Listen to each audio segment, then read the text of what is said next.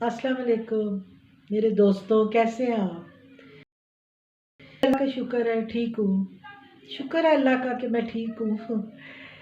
और एक बुक पढ़ते हुए एक बात दिमाग में आई, बल्कि ये इसमें लिखा हुआ भी था, तो एक पॉइंट अपने माइंड में आया कि हम लोग बेसिकली इंसान जो होता है ना, सम टाइम लाइफ में एक ऐसे मुकाम पे आ जाता है कि आपको किसी को भी सफाई देने की ज़रूरत नहीं रहती।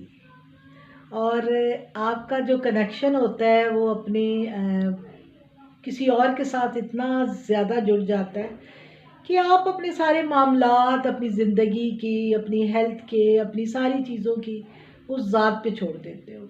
और इसी तरह देखिए, ज़िंदगी में हर एक को एक दूसरे के साथ कुछ ना कुछ शिकवे शिकायत होती हैं। और ये एक नेचुरल फिनोमेना है कि ज़िंदगी गुजारने के लिए आपको सम टाइम एक दूसरे के साथ कनेक्शन भी हो, माँ बाप, बहन भाई, जितने भी रिलेशन होते हैं, आपको कोई गिले शिकवे। लेकिन मैंने अपनी सारी जर्नी में बचपन से लेकर अब तक, अब जो कि मेरी एज है, मैंने ये रियलाइज़ किया है कि कुछ नहीं कहो, किसी को भी कुछ मत कहो, कोई अपनी सफाई में कुछ लफ्ज़ नहीं अदा करो, कोई ये नहीं कहो कि नहीं मैंने ऐसा कुछ नहीं किया या ऐसा कुछ नहीं सोचा, क्योंकि आप अपनी ज़ात की सफाई इंसानों के आगे दे ही नहीं सकते, और रिवॉर्ड भी इंसान आपको दे ही नहीं सकते। आपको रिवॉर्ड जिससे चाहिए वो ज़रूर देता है। और अपनी नीयत उसके साथ स्ट्रॉन्ग रखें, अपना दिल साफ रखें, अपनी नीयत अच्छी रखें, तो रिवॉर्ड की तवक्को ना करें, सिर्फ अल्लाह से करें। पहली तो ये बात। अभी बुक में मैं एक और चीज़ पढ़ रही थी कि ज़िंदगी में जो गोल्स हम बनाते हैं ना, हमेशा मटेरियलिस्टिक गोल्स बनाते हैं कि हमने बाहर जाना है, हमने फ़लाँ डिग्री लेनी है। कभी अपनी ज़ात की जो असल गोल्स है ना, वो नहीं कभी बनाए। वो क्या होते हैं? वो होती है हैप्पीनेस, कि आपको किस चीज़ से खुशी मिलती है।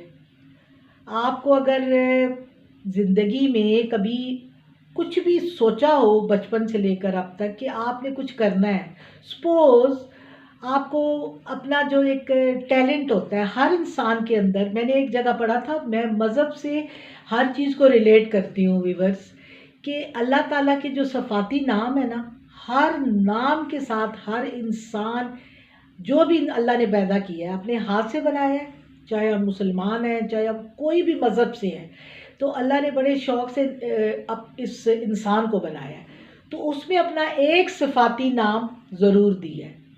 मिसाल के तौर पे अगर कोई अमीन, मतलब जैसे कोई एक सच्चा इंसान है, तो अल्लाह ताला ने अपनी सच्चाई उसमें डाली है, क्योंकि हर इंसान में अच्छी अच्छी और बुरी चीज़ें होती हैं। बहुत बुरे इंसान में भी अच्छी चीज़ें होती हैं, और बहुत अच्छे इंसान में भी कोई ना कोई कुछ ना कुछ प्रॉब्लम होती है। तो अपनी उस चीज़ को पहचानें, आप अपने अंदर की जर्नी स्टार्ट करें कि आपके अंदर क्या है। आप अपने खुद जज हो, आप अपने खुद वकील हो, ठीक है? और आपके अंदर ही एक अदालत होती है जो आपके फैसले करती है। मेरी ये डीप बातें शायद आपको अच्छी नहीं लगे, लेकिन इसमें मैं आपकी क्योंकि दोस्त हूँ, एज ए ब्लॉगर मेरा फ़र्ज़ बनता है कि मैं अपनी फीलिंग आपसे कन्वे आपको करूँ। अपनी नीयत, अपना अंदर साफ रखें, और जो आपको खुशी देती है ना चीज़ें, चाहे आपको बुक पढ़ के दे,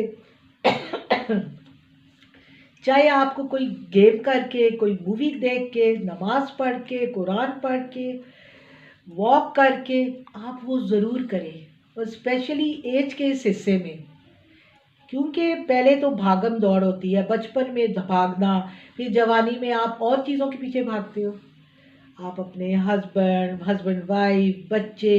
लेकिन ये जो रिटायरमेंट की एज है ना व्यूअर्स, इसमें आप वो सारा जो आपने लाइफ गुजारी होती है उसकी एक सीडी आपके माइंड में होती है।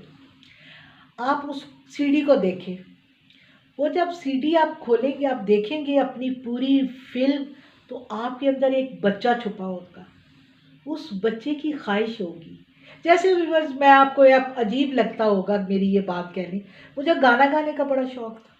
मैं अपने आप को लता समझती थी बचपन में, लेकिन हूँ तो नहीं, लेकिन मुझे शौक बड़ा था। कॉलेज लाइफ में भी सब सहेलियों के साथ बैठ के तो मैंने लता का गाना गाना। फिर बड़ी हुई, फिर भी दिल में गाती थी। फिर मैं गाड़ी में अपनी, हमेशा मेरे बच्चे कहते हैं आपके पास लता के गाने ज़रूर होते थे। अब ये मेरा पैशन था, मेरा शौक था कि मैं गाना गाऊँ। लता जैसी तो आवाज़ नहीं थी, लेकिन शौक बड़ा था गाना गाने का। तो ये शौक अभी भी कभी कभार मैं पूरी कर लेती हूँ। अब इस एज में तो मैंने मतलब अपने हिसाब के गाने हैं, लेकिन अभी भी मुझे मतलब गाना पसंद है। अब लोग कहेंगे कि ये देखो मतलब इतनी एज की हो गई है तो ये गाने गाती है। ये मेरा शौक था, लेकिन मैं पूरा नहीं कर सकी, और कोई बात नहीं। आपको अगर कुछ भी शौक है तो ज़रूर पूरा करें। तो आज का मेरा ये जो टॉपिक था, बुक पढ़ते पढ़ते ख्याल आया कि आप किसी को जवाब दे नहीं है, आप सिर्फ अपने आप को और जिसने आपको भेजा है इस दुनिया में उसके लिए आंसरेबल है। क्योंकि ये दुनिया कभी भी आपको ना खुश देख सकती है, ना रोते देख सकती है, ना हंसते देखती है। तो आज के लिए इतना ही काफ़ी है। अपनी दुआओं में रखें और ढेर सारी दुआओं के साथ। अल्लाह हाफिज़।